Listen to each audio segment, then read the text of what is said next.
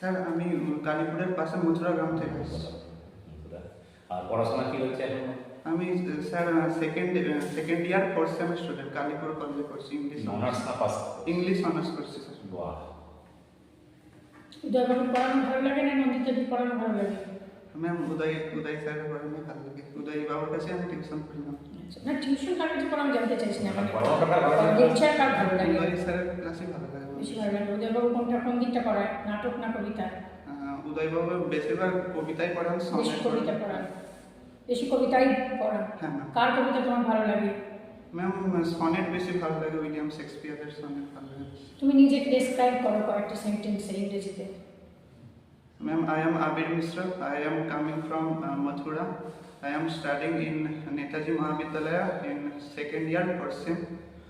I am doing English honors from this college. কোন পরীক্ষার দিকে ন্যাক আছে এবার কম্পিটিটিভ এক্সাম?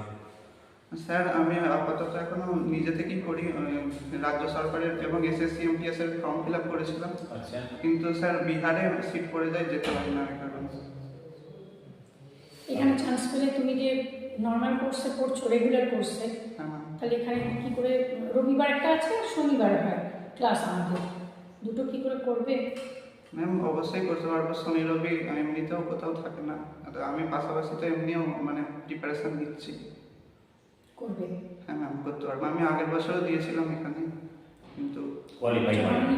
রিটেনে পাস করেছিলাম 11 ইন্টারভিউ পর হয়নি। ইন্টারভিউ হয়ে গেছে। আচ্ছা, তাহলে তো ঠিক আছে, আমরা ভেবে দেখছি তোমার জন্য বেস্ট।